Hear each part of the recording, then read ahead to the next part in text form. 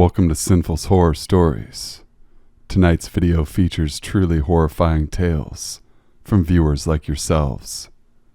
Be sure to sit back, relax, stay sinful.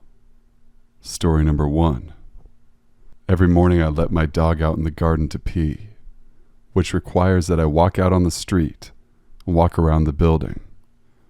One morning at 5 a.m., I went out the front door with the dog, and as usual she likes to sniff the gravel out front.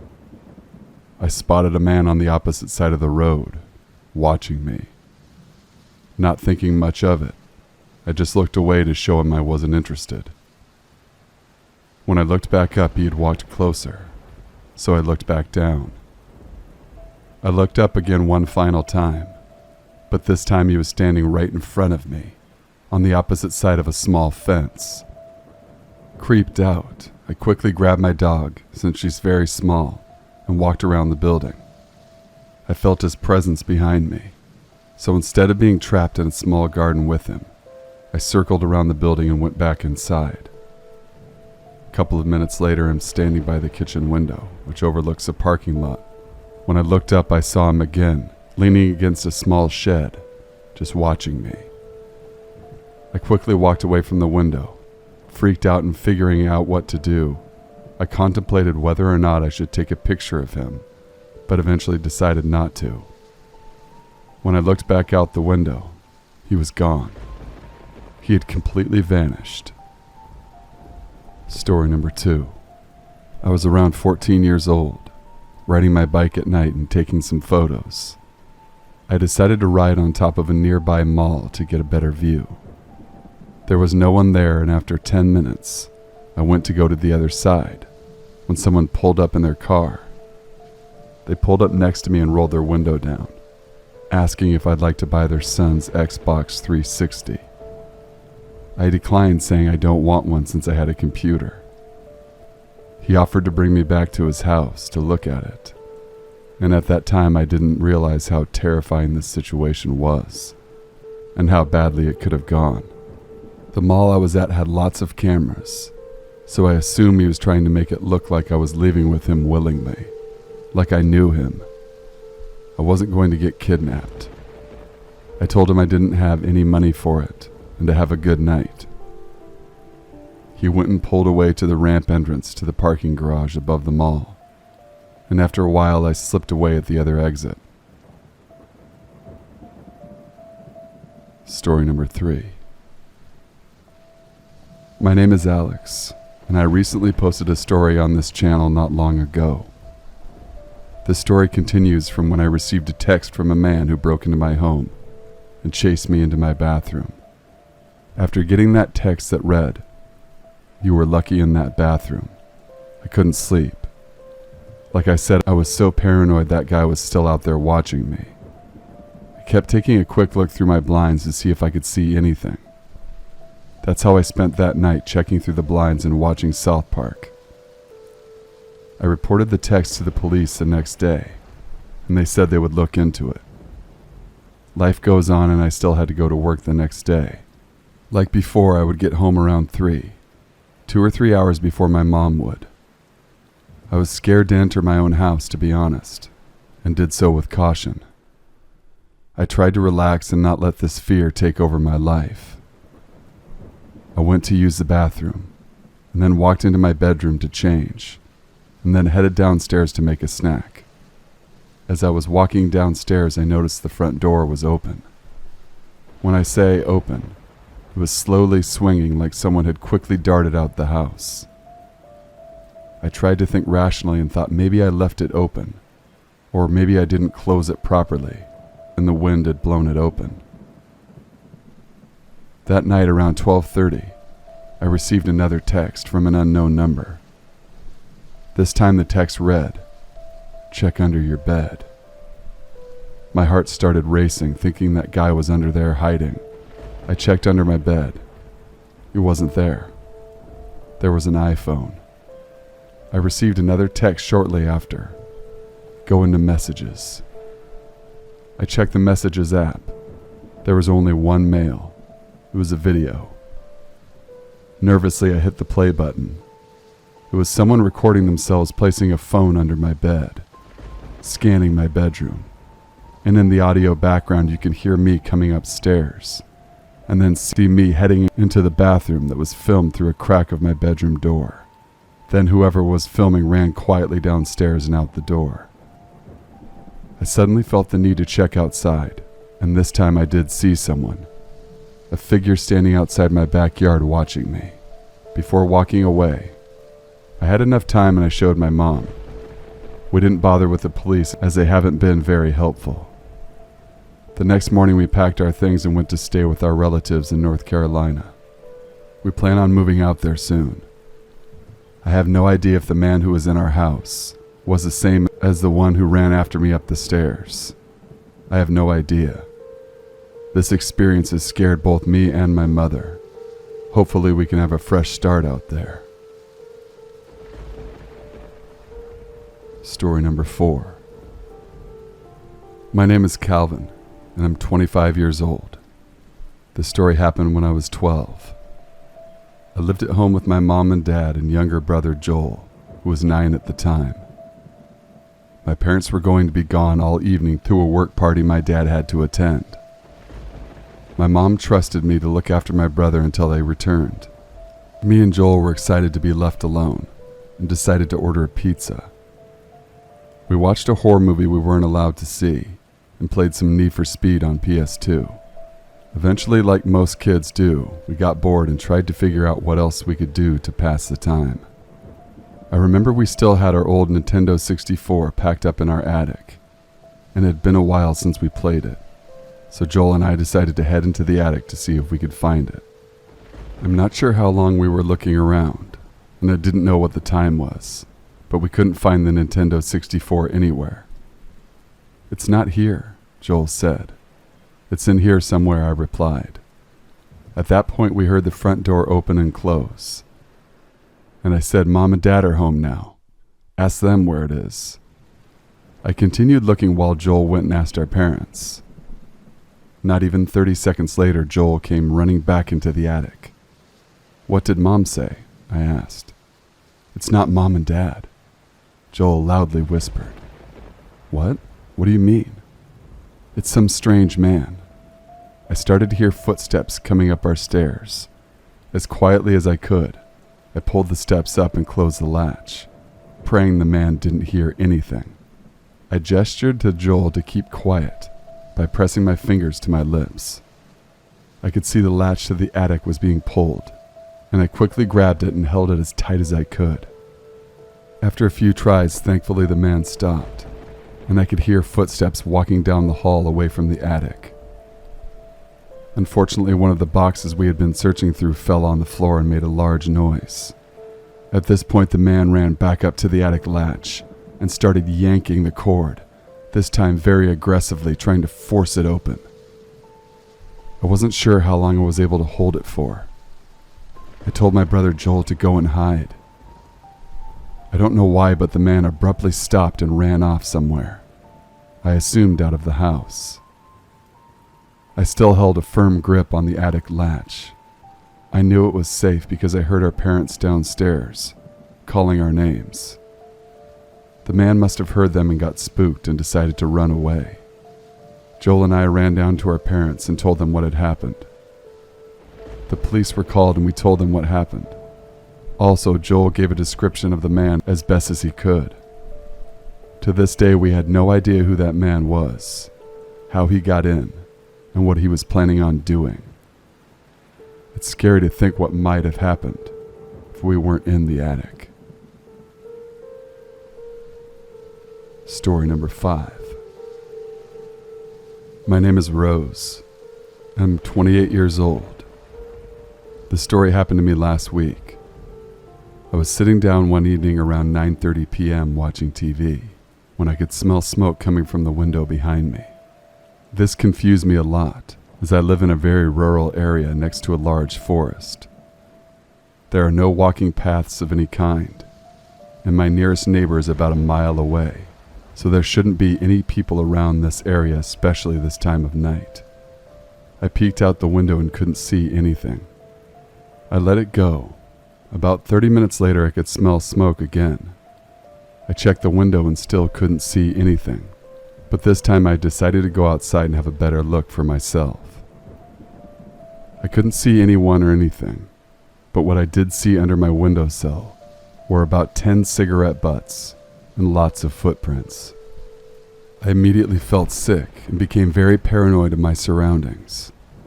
I quickly ran inside to phone the police, but the phone was dead, and then I looked for my cell phone but I couldn't find it. As I was too distracted with searching for a phone, I failed to notice the muddy footprints that have led into my house and up the stairs. I looked up the stairway and saw 2 men standing there watching me. I screamed and ran outside and slammed the door behind me. I heard footsteps bomb down the stairs. I ran as fast as I could down the road and kept looking behind me, and I could see the 2 men weren't following me.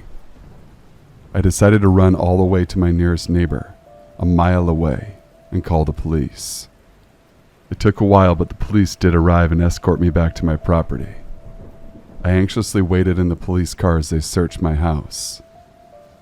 Thankfully, nothing was stolen or damaged, except my cell phone. The police also saw the intruders cut the phone line. They snuck in as I was searching around outside. I spent most of that night paranoid while searching online about home surveillance.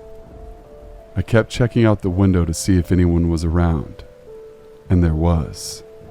I could see in the distance, in the woods, 2 men standing there watching my house.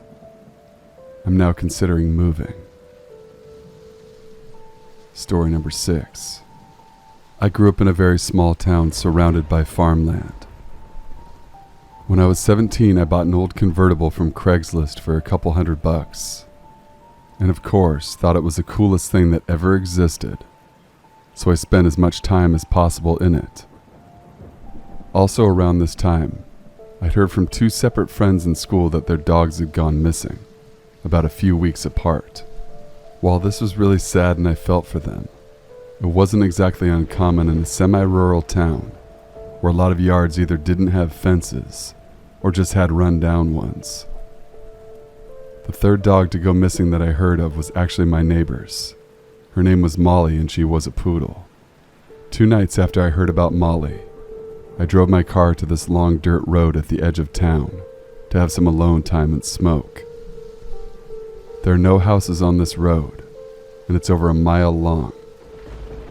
It's surrounded on all sides by woods for a section, and then by an enormous cornfield. At one point in the road there was a small gravel patch off to the side, cutting into the corn a little bit, and this is where I would park my car. I'd done this a couple times before. I took the roof down, turned the car off, and sat for about 10 minutes in the quiet, just enjoying the night to myself.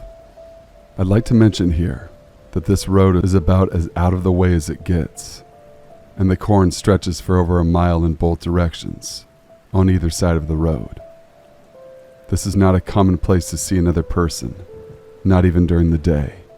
I started to hear some rustling in the corn. I passed it off as being very paranoid, but the noise kept getting closer, and it became pretty obvious that there was a person coming my way. I was extremely confused and weirded out, and I completely froze. The roof was down, the car was off, and whoever this was could just jump in or yank me out of my car, you name it. But I just froze in my seat, facing front, and didn't move. There were no streetlights on this road, and I was sitting in complete darkness. I heard this person push out of the corn, and I heard them walk across the road. They were walking slowly, and it sounded like they were wearing boots or something with a heavy sole, and then I heard their footsteps on the gravel patch. I moved my eyes up to the rearview mirror, saw a large man, pitch black, so I can't say anything about what he looked like. He walked slowly behind my car, not 3 feet from the bumper, and pushed into the corn again. He just kept walking. He had to have seen me, and he said nothing. He didn't even look my way, just kept going. I turned the car on and gunned it out of there. I laughed it off with friends later in the week. I actually totally forgot about this until a couple months after, when I'd moved out to college and got a call from my mom. She said her friend Reed, the guy who owned the cornfield and the attached farm, had found several dead dogs in his corn when he went to harvest, one of which was a poodle. Totally possible the two are unrelated, but still, man in the corn, let's not meet. Story number 1. This story happened to me in 2005. My name's Colin. I went to the Champions League final in Istanbul with 2 of my friends to watch our favorite team, Liverpool, to play against AC Milan. The match was incredible and Liverpool won the cup. After the match had ended, my friends and I were walking back to our hotel when I saw 2 men down an alleyway who were selling football souvenirs. I wanted to go and purchase a pin, so I said to my friends, "Go on ahead and I will catch up." I went down the alley, picked out the pin, and I went to hand one of the men the money. The money I gave him was Turkish lira, but when I handed it to him, I realized I gave him too much. I just gave him £100 worth. The man who had just received the money realized this too. I asked him to give it back, but he ran off up some stairs and down another alleyway. Naturally, I gave chase. He turned a corner when I followed after. I saw the man standing next to about 5 other very large men. The men were carrying knives and started to approach and surround me. I was in some major danger at this point. When I turned around to run away, there was another man blocking me, holding a knife. I honestly thought I was about to get murdered. The next thing that happened I can only describe as a miracle. Someone nearby had shot about 3 flares in the air to create somewhat of a blinding light. Fortunately, this had distracted the men. It was enough for me at least to push past the guy blocking me and run as fast as I could down the alley. I could hear footsteps and yelling behind me. The men also tried throwing things at me as they chased. They threw a few empty glass beer bottles along with a few knives, which thankfully never hit me.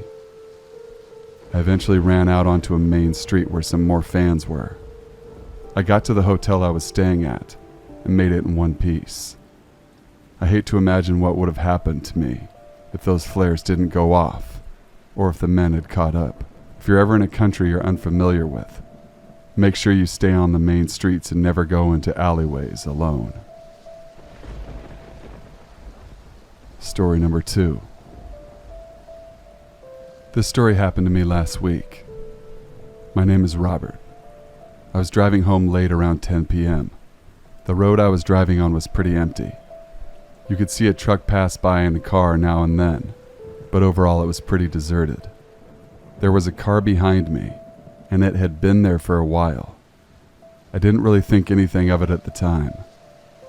There was nothing suspicious at that very moment. At some point during the drive, I needed to pull over to take a pee. I pulled over to the next chance I got and opened the door slightly. And I say slightly because I noticed something in my rear view mirror. The same car that had been behind me also pulled over. At this point, I then closed my door and waited. I just watched to see if whoever was driving the car was going to get out and do something. Maybe it was just a coincidence. Either way, I didn't get out. I decided to start my car and carry on driving. And as soon as I did, the car behind me did too. Now I was suspicious. This person was definitely following me. I even slowed down a great deal just to see if they could overtake me, but they never did. The car started to speed up. At first I thought it was going to finally overtake me, but it drove beside me. I looked inside the car and surprisingly I found that it was a woman who looked out of her mind. Her eyes were bulging wide. Her hair looked very messy, like she hadn't showered in weeks. She was extremely skinny and had tattoos all over her body. She was screaming at me. She looked to be high on meth or something. She then started ramming her car into mine, nearly causing me to crash. The next thing she did was so terrifying. She pulled out some kind of handgun and started pointing it in my direction. She didn't fire any shots, or at least get the chance to, because I slammed on the brakes as soon as I noticed the gun.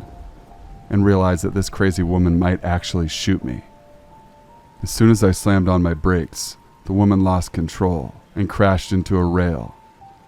I accelerated and drove straight past the woman's car as fast as I could. I thought she might be dead after the crash, but that thought was quickly forgotten, as the next thing I heard in the distance was screaming and gunshots.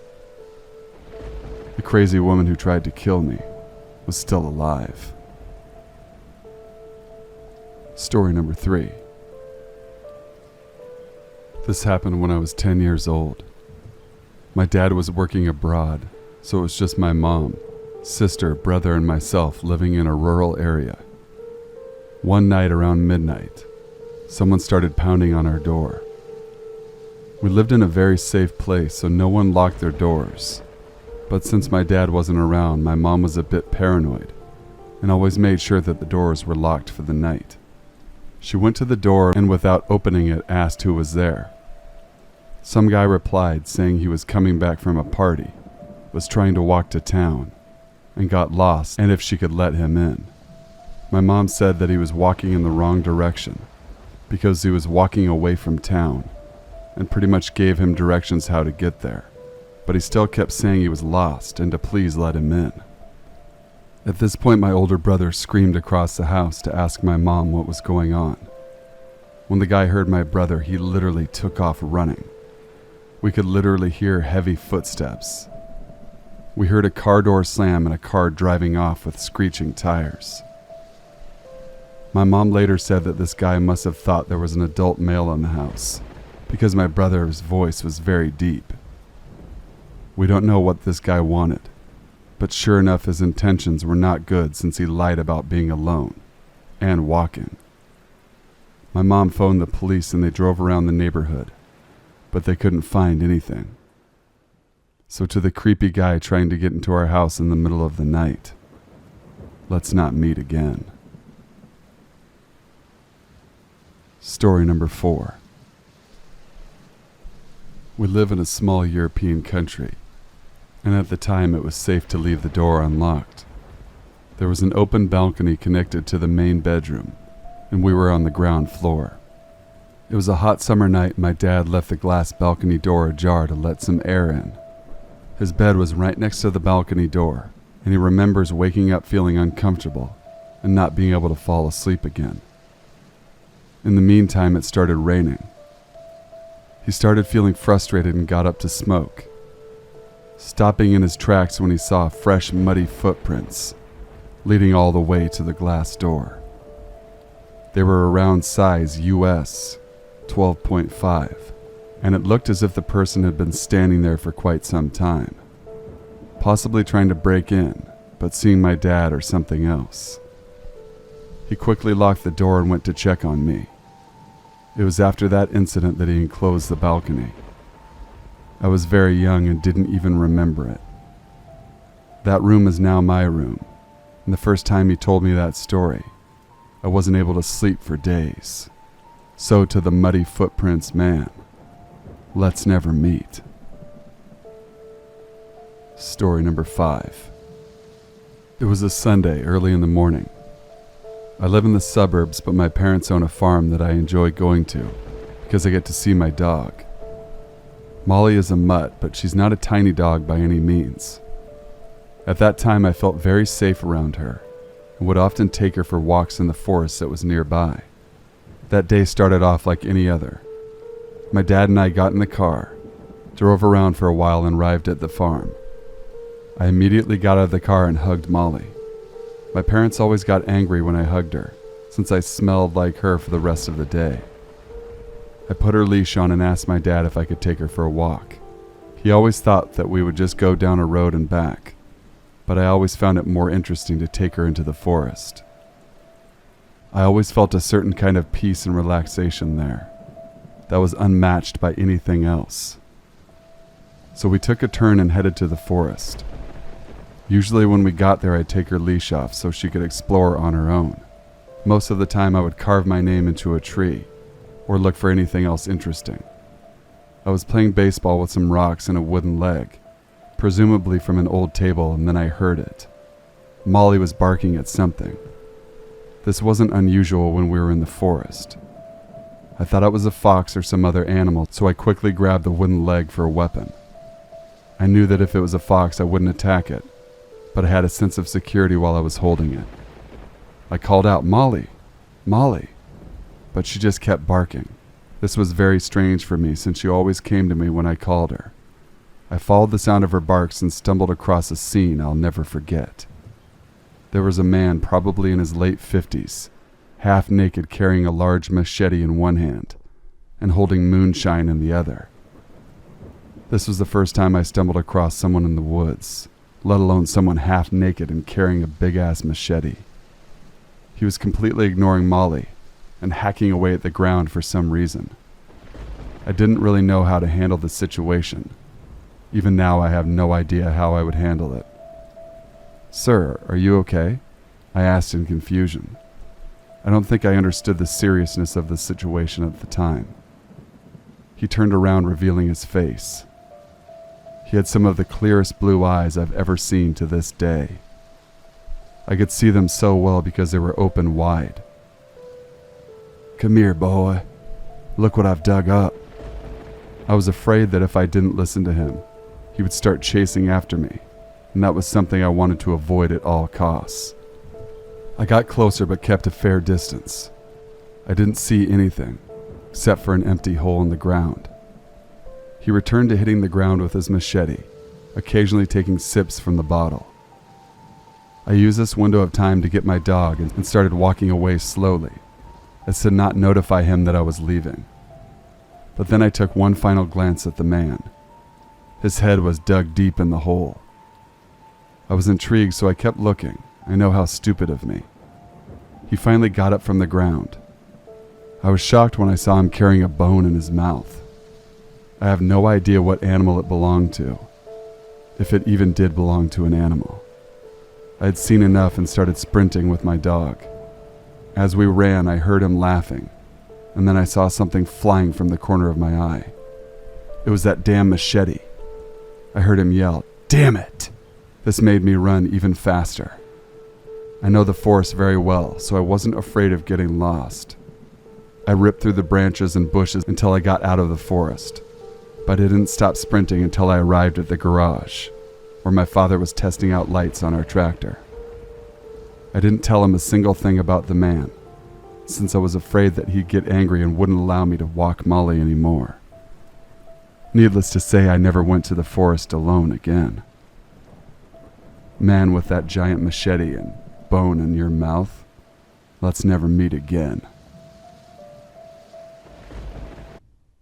My name is Mark and I'm 58 years old, and this story happened 20 years ago. I used to be a truck driver working the night shifts. I did that for about 7 years and enjoyed it for the most part. The pay was good and I liked the quiet time that I got to myself. One night I was driving listening to the radio and drinking coffee like I usually do. It was really dark on the secluded roads I was driving on, with no street lamps around. All I could see were my own headlights and the road it lit up. It was also pouring down rain.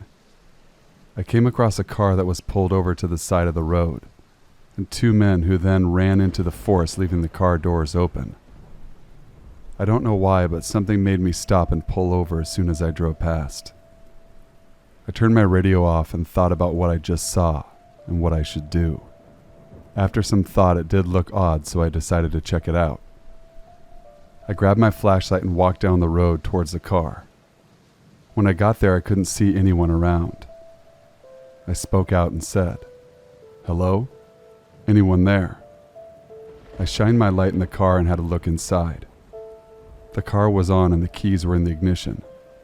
I mumbled to myself, What's going on here? Just as I said that, I heard a branch snap in the woods. "Hello? Who's there?" No answer. I called out again. "Is anyone there? Are you hurt?" I was starting to think I shouldn't be here. Whoever those men were who ran off clearly didn't want me to know something and didn't need any help. I turned around, about to jog back to my truck, when I heard a bump. I stopped and listened. I heard it again. It was coming from the trunk of the car. I tried to open it, but it was locked. I needed the keys. I quickly got them out of the ignition and opened the trunk, and I couldn't believe what I saw.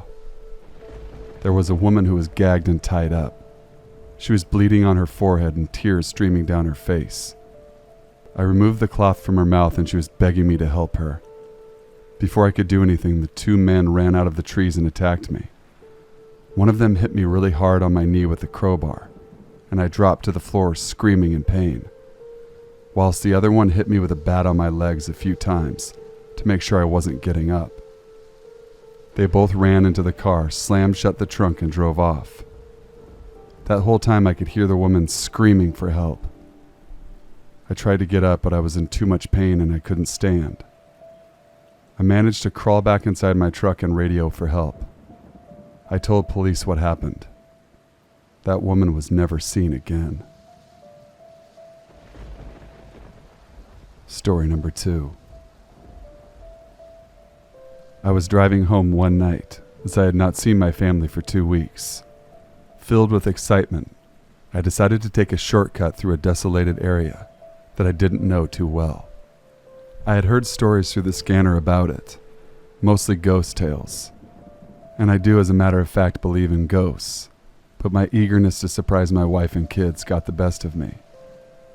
It was 3:40 a.m. or so in the morning, and I had been on that particular road for about an hour already.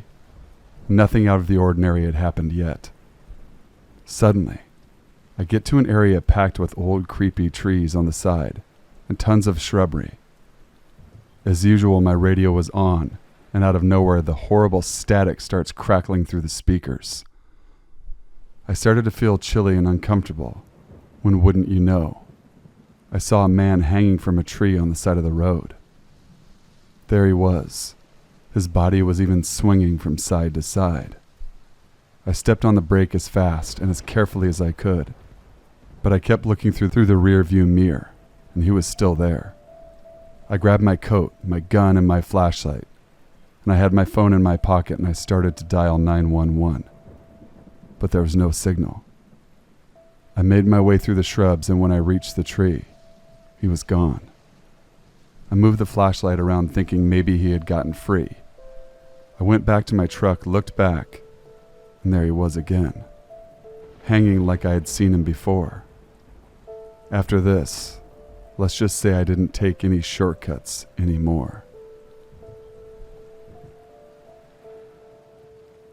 Story number 3.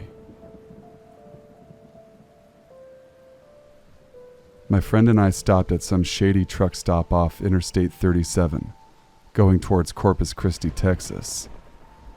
He fell asleep as usual, and I'm not gonna lie, I was about to pass out too. I finally decided to pull over and I fell asleep, when a little while later we heard a loud bang on the side of the cab that startled us.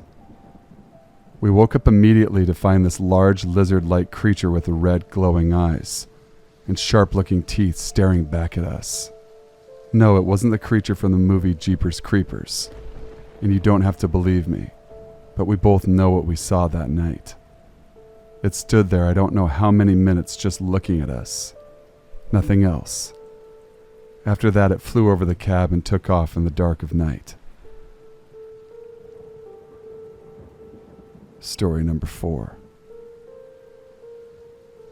During the summer of 2005 and 2006, around 2 a.m. driving back from Rushville, Illinois. About northeast of the town, there's a rural area filled with cornfields and woods.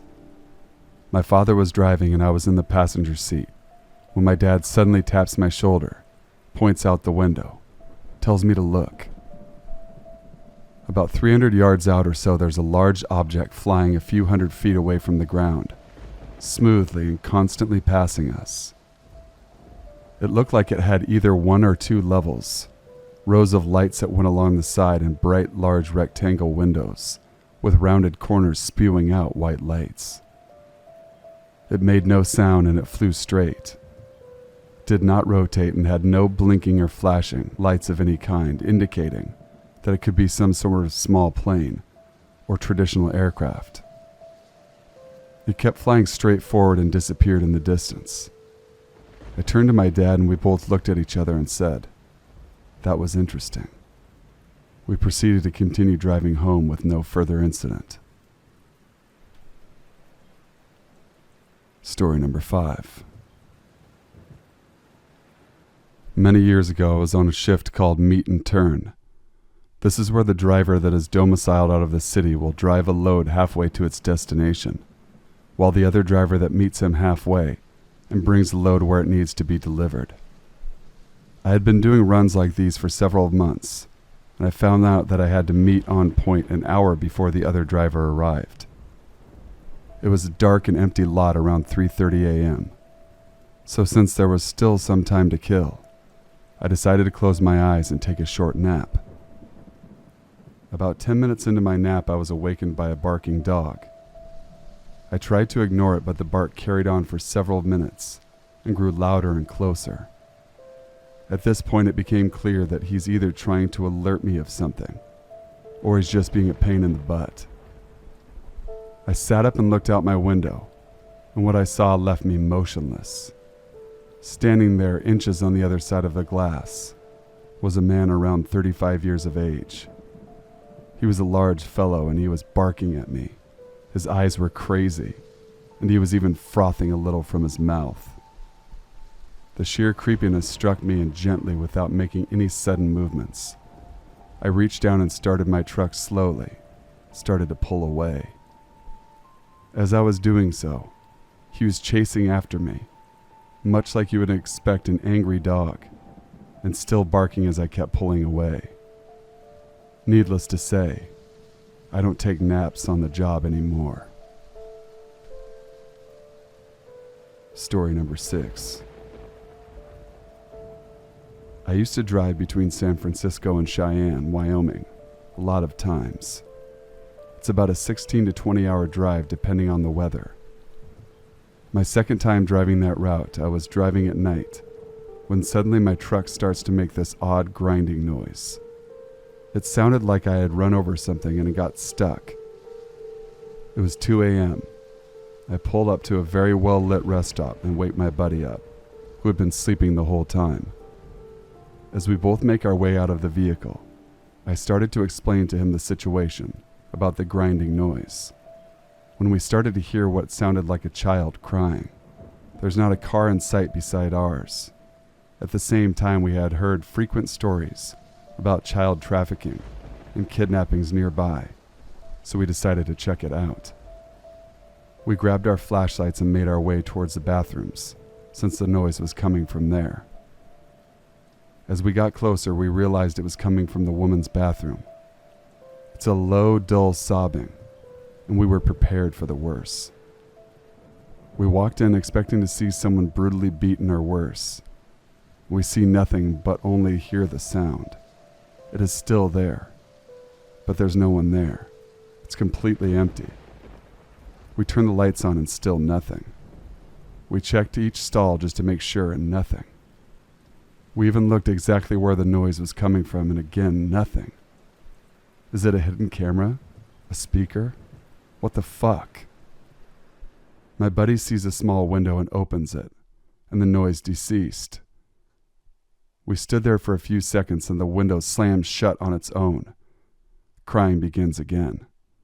We were out of the bathroom in seconds as we ran towards the truck, and you could still hear the crying. Of course, the grinding noise is still there, so this time I pull up to another rest stop some miles away, where we checked underneath. We saw some sort of red and silver metal stuck right in there. We couldn't take it out. A few days later, I took it to a mechanic buddy of mine, and he told me that the piece of scrap metal that was stuck was part of a kid's bicycle.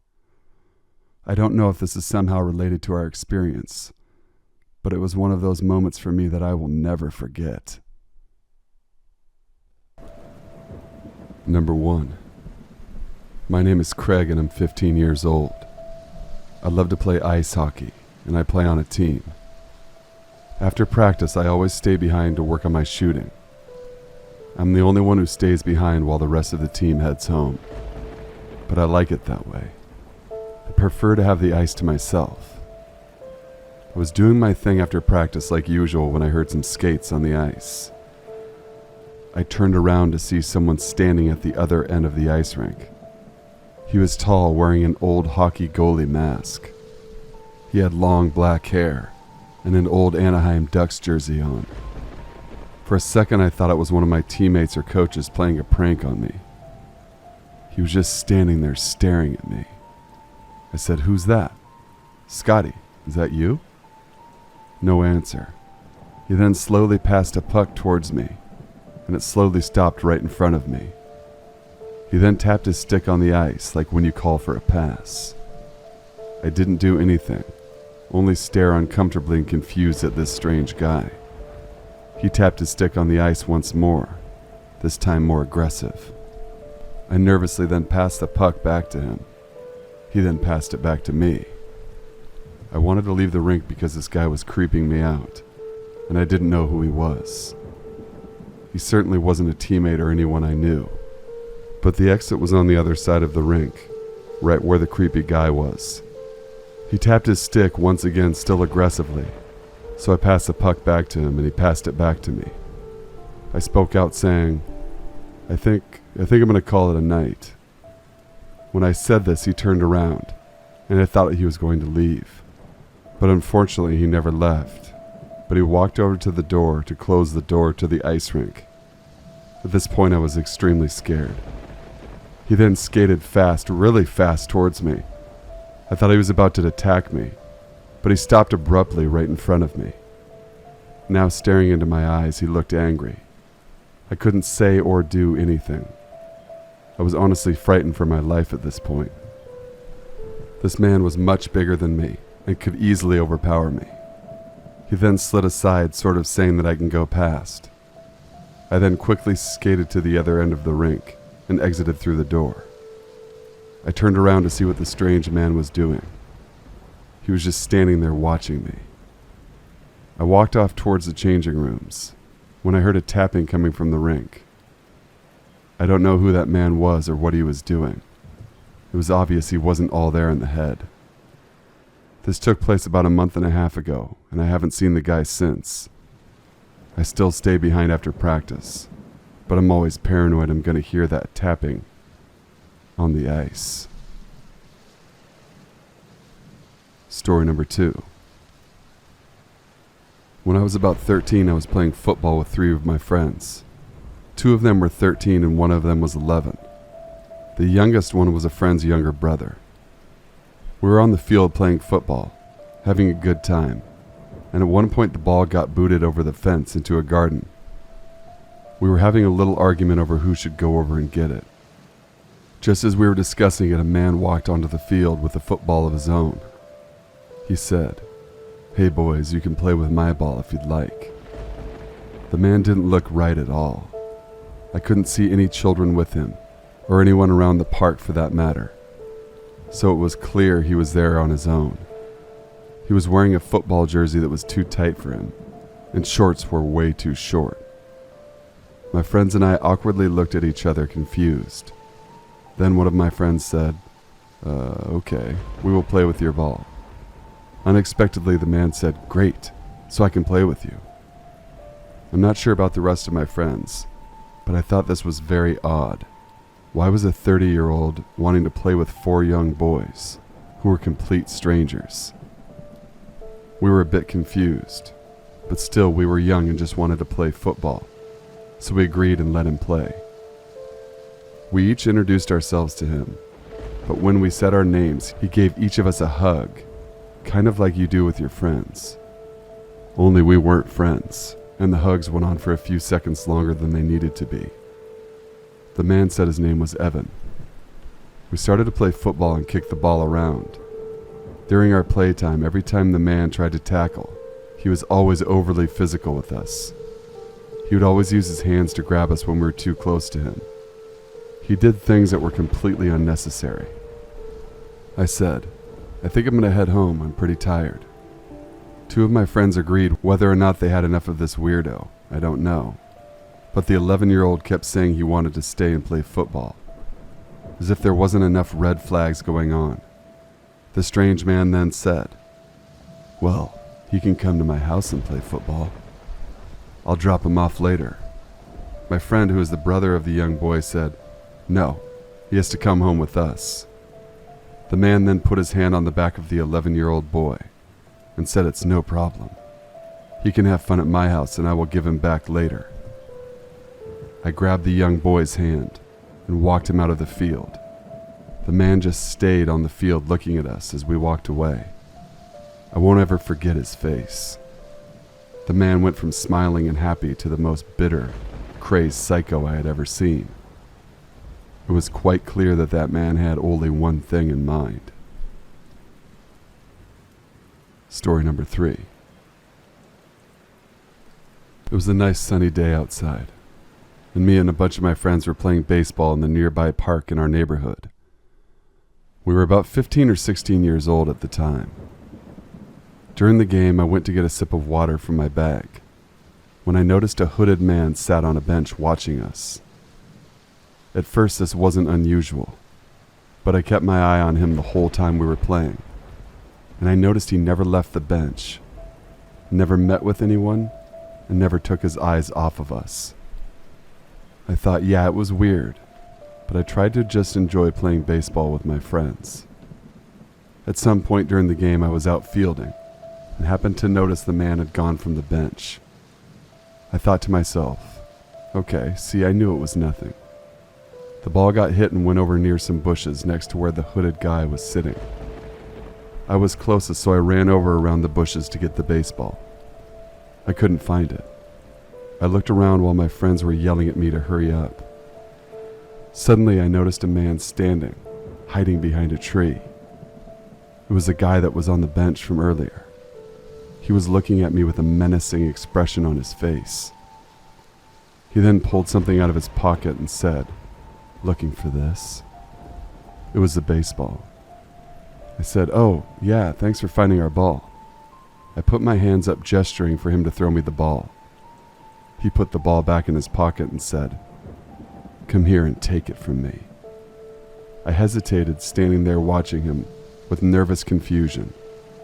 I asked him, "Can't you just throw it to me?" He laughed and said, "Nah, that would be too easy." I didn't know what he meant by that, and I just knew it was nothing good. He then dropped the ball on the ground, about a yard away from himself. There you go. I took one step forward and saw he had one hand in his pocket, and just as I took a step forward towards him, his hand had tightened whatever it was that he was holding. I didn't want to find out what was in his pocket, so I just said, "Keep it." I went back to my friends and said I couldn't find it. It was no big deal, as we always had 4 or 5 extra baseballs with us. The rest of the day, I enjoyed playing with my friends, even though I was pretty distracted. I managed to forget about the guy for the rest of the day. Later that night around 9 p.m., I was playing Xbox Live and eating Doritos when my mom asked me to take out the trash. As I went outside to my backyard to throw the garbage away, I heard footsteps on the other side of my fence, along with a glass bottle being kicked around. I said, "Hello? Who's there?" Of course, I didn't get a response. I turned around and started walking back inside the house when I heard a slight thud behind me. I turned around to see the baseball from earlier rolling towards me in the grass.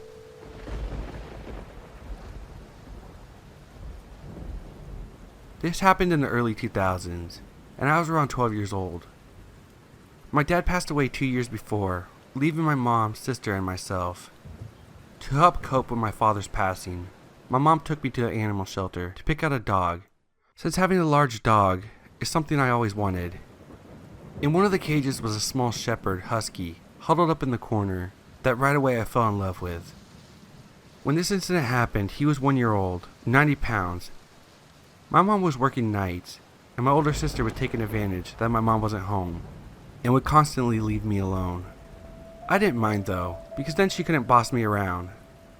Since when she was home, she would try being mom and telling me what to do and when to go to bed.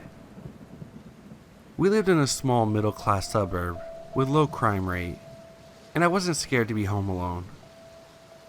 So this night, I was sitting home in the living room playing a video game, and I had gotten up to go to the kitchen to grab a drink. In the kitchen, I had a clear view through the back door and could see that the garage was open. I headed out to close it. My dog was sleeping in the basement, since he liked to lay on the cold floor during the summer months, and at the time I didn't think of taking him out with me.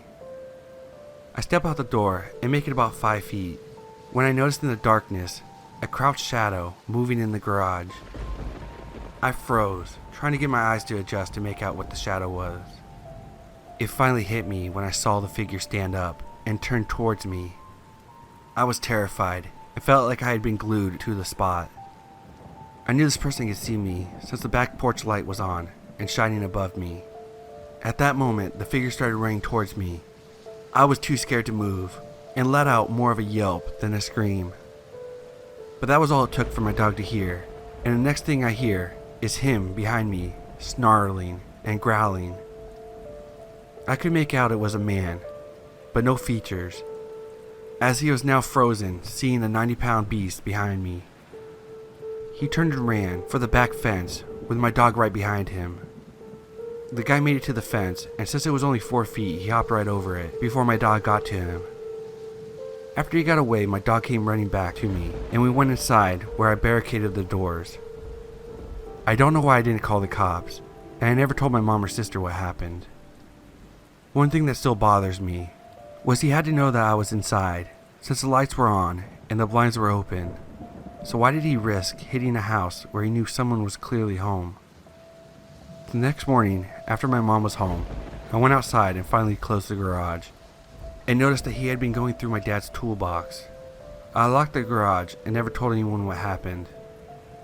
I walked my dog to McDonald's and got him a hamburger and an ice cream cone for being my hero. It was early July. I had just begun my senior year of college, but was home for the summer. While at home, I met Lisa on Tinder. Lisa lived in the same town as my college and invited me to come stay with her for the weekend. I happily obliged because, dat booty. The weekend with Lisa went great. We started dating. I returned a couple weeks later. It's now late July, or early August 2012. My housing for the upcoming year was going to be in our fraternity housing, off campus. We had a main house, the big house, and a smaller house in the backyard, the little house. I needed to clean up the little house, as I was going to move into it, since it was left pretty filthy by the previous tenants. Lisa offered to help, so we spent most of our time in there. The little house was stockpiled with furniture that people had left for the summer instead of taking home. There were probably 6 or 7 couches stuffed into a teeny living room, so you literally had to hop from one to another to navigate the room, which we made a game of it, and made great use of them during the weekend. Sorry, bros. To give you an idea of the layout, the little house was a ranch-style brick home with 3 adjacent bedrooms at the back of the house, and a kitchen and living room at the front. The front door entered directly into the living room. The side door, if entering the home, was off to the right, on the far side of the kitchen. In the living room was one large 6x8 glass window covered with blackout curtains at the front of the house. Okay, so here's the story. It's late, probably around 11 p.m. Lisa and I were tuckered out, and we cuddled up on one of the couches to watch the London Olympics. She dozed off, head on my chest, and I'm left there happily pinned down. Suddenly, the front doorknob starts to shake. I'm caught off guard, because it's summer in an empty college town, and we weren't expecting anyone. It stops for a moment, then the doorknob shakes more violently this time. Thankfully, it's locked. As I prepared to slide out from under Lisa to investigate, 3 loud bangs against the door, as if someone was trying to kick it open. Their attempt failed. I'm partially relieved, but I'm still aware that there are 2 doors that they could enter. Lisa is awake now, delirious and frantic. What's going on? What was that? I hushed her and told her to get up and go to the back of the house, and to go into the bedroom and lock the door until I personally came to get her. She refused, but I demanded. She scurried across the couches and locked herself in the back room. I ran to the far side of the kitchen to make sure the side door was locked. It is. Okay, we're alright for now. Thinking to myself, weapon, what can I use? Shit, I wish I had a gun. Maybe the brothers left something. Shotgun would be ideal. I see a hunting bow with a few arrows. No, that's too cumbersome. Keep looking. Golf club. 6-iron. Perfect. Everything is silent, aside from the pounding heartbeat and the faint sound of Lisa calling the cops from the back room. I'm standing in the kitchen and have a view of the front door and the side door while clutching the golf club, when suddenly the side door knob starts shaking and there's a couple of bangs at the door. Lisa screams from the back of the house and I yell at the intruder. We're in here. We called the cops. They'll be here any second. Leave us alone. The banging stops. It's silent. Dead silent. We wait for the cops to come. Lisa and I are in the living room, full of couches. 2 full hours pass. It's now something like 2:30, and still no signs of the cops. I'm both exhausted from the adrenaline crash, and angry that the cops had not come. We call them again. 911, what's your emergency? Hi. We called about 2 hours ago to report an intruder, but no cops ever came. Are you still in the home? Did the intruders make it inside? Yes, we're inside. They didn't get in, but I'm scared that they're going to come back. The operator asked me for my address. I'm literally spelling out my address. The front door gets slammed, kicked again. I holler at the 911 operator. They're back. Please help. Hurry. Officers are on their way. Stay on the phone. Keep away from the windows and doors. Lisa is freaking out. I'm freaking out, wielding a golf club again. And suddenly, the entire front window, all 6x8, shatters to pieces. The glass is mostly contained by the black curtains. And I screamed the girliest, most blood-curdling scream I could imagine. I stood up and started swinging the golf club wildly, hoping to make contact with whatever or whoever was coming into the house. Moments later we hear sirens, and I could faintly see the blue lights swirling outside through the split in the curtains. A megaphone announces the police presence. They scour the area, and eventually knock on the door. Apparently, someone did try to kick down both doors, and there are boot prints to prove it.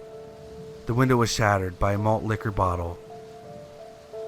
They ended up finding a drunk dude from the trailer park nearby, who had been roaming the area. I bought a gun the next day. This happened very recently, only about 4 days ago, while I was camping with my best friend.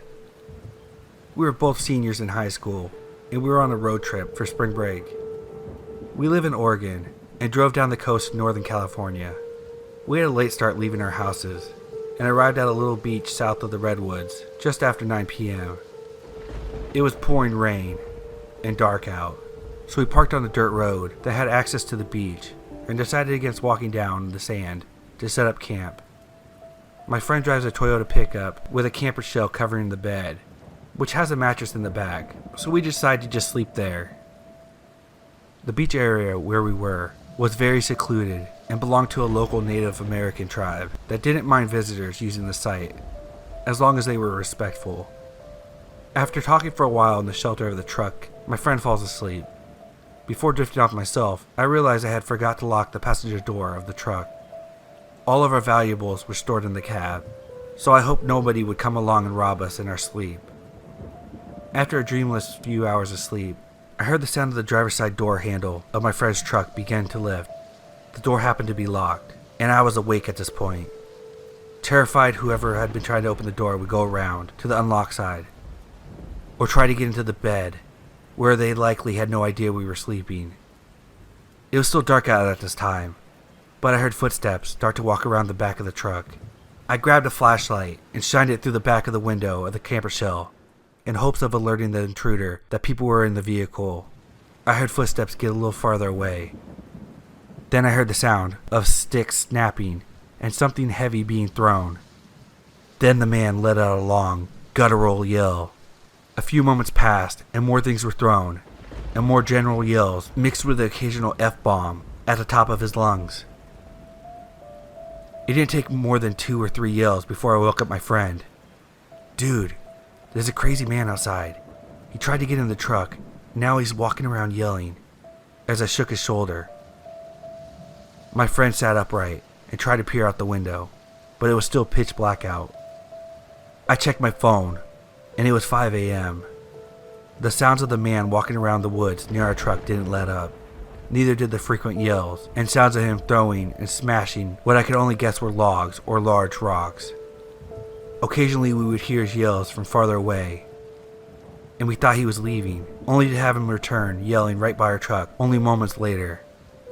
We sat huddled in fear for a good hour, unsure what to do. His shout sounded as though he was full of rage, but never attempted to get into the truck again. Eventually, the owners of the other car that was parked on the dirt road came up to the vehicle and drove off as the sky started to lighten. We didn't hear any more yelling or log throwing after that. We eventually were both able to fall back asleep for a few hours, waking up around 10 a.m.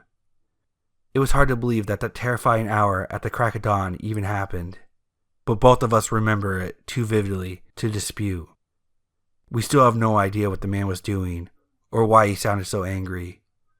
But to the guy screaming profanities in the dark by our truck, let's not meet.